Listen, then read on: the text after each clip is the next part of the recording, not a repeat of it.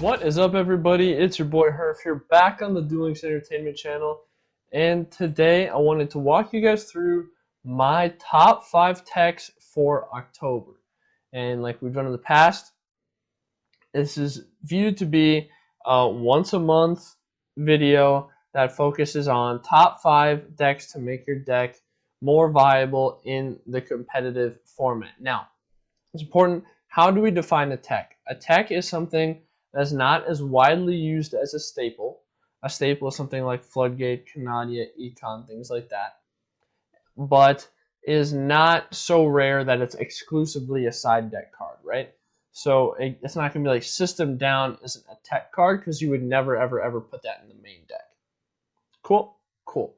So for this video, our first tech that I want to talk about is actually the first ever extra deck card that has been able to be put in the top 5 techs. So, with that, let's just get right into Trishula, the Dragon of Icy Imprisonment. Now, why on earth is this here?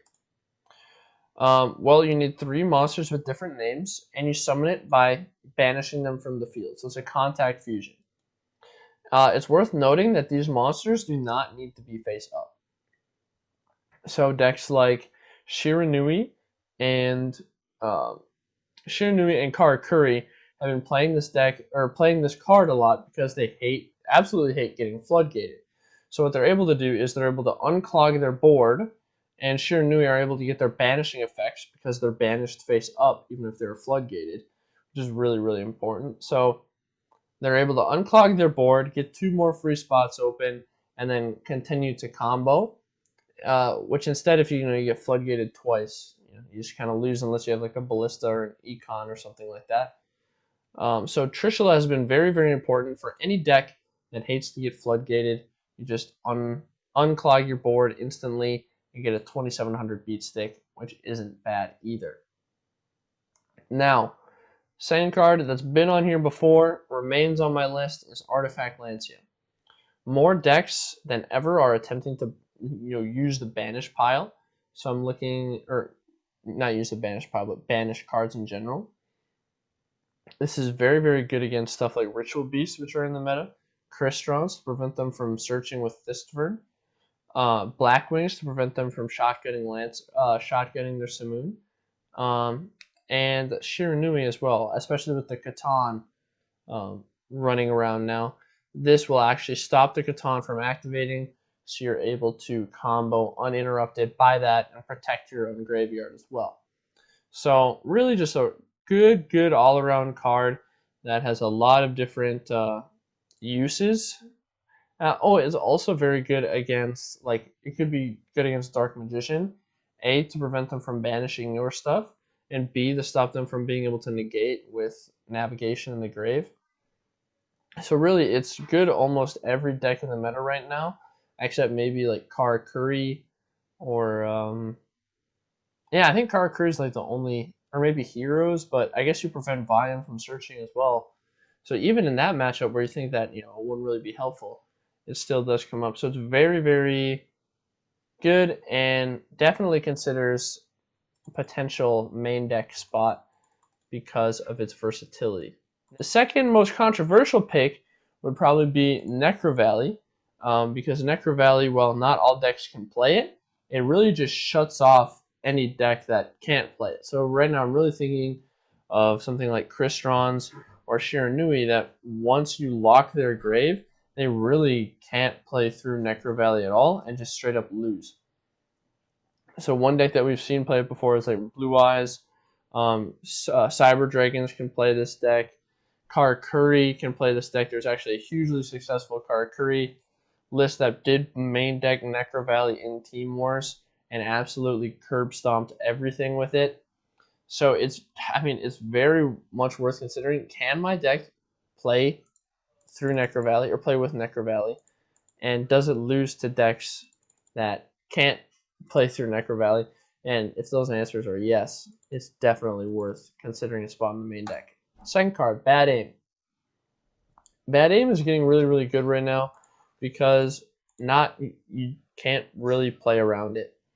I mean, it's free spot removal for your opponent activating an effect. I mean, if your opponent activates the navigation, you pop their circle. If your opponent does pretty much anything, you have to pop something else. This makes it really easy for decks, say, that can't play through a Necro Valley to main deck disruption for it. It's really good against Blackwings as well. Once the Whirlwind activates, you get to pop the monster that they summoned, and then they can't continue to combo typically, unless they have another level 4 in hand. But overall, it's a very, very strong card, and most decks are not very effectively able to play through it. The last card, and probably another very controversial pick, is Unending Nightmare. And why I say this is because Blackwings are very popular right now, as well as Necro Valley is on the rise. Dark Magician is on the rise. So Unending, naturally, will also be a very important card to be able to play through Necro Valley, through Circle, can pop Whirlwinds, which is very important, and those three main uses make Unending a very, very valuable card right now, because it's good in multiple matchups. It doesn't really hurt the user at all. Any deck can play it. It can also hit those Catons as well. So if your opponent flips up a Catan, you can pop it. Can't activate anymore.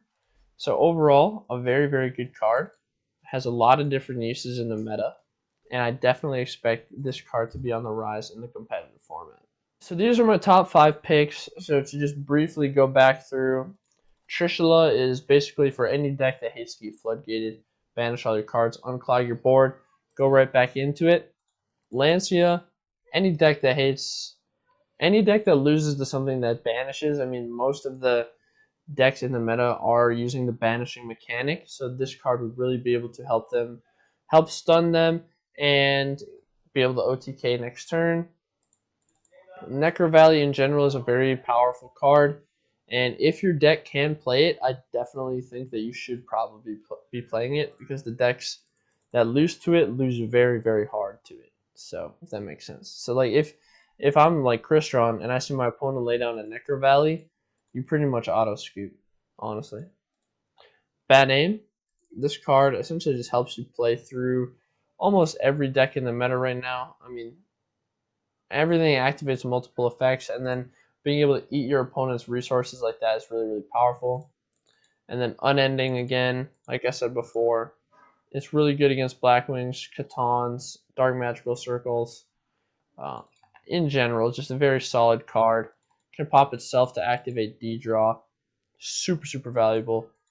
And with that, thank you very much for watching. This has been the top 5 techs for October. I'm sure many of you will disagree with me in the comments, which is perfectly fine. Let me know what your top 5 cards for top 5 techs for the meta are. And I look forward to. Or make sure you like, comment, subscribe. Make sure you check out the Twitch. Make sure you follow and subscribe there. Make sure you get in the Discord, as we host tournaments practically every single day. $10 cash prize. It's amazing. Do it. Get in there. And thank you very much. And I'll see you next month. See you.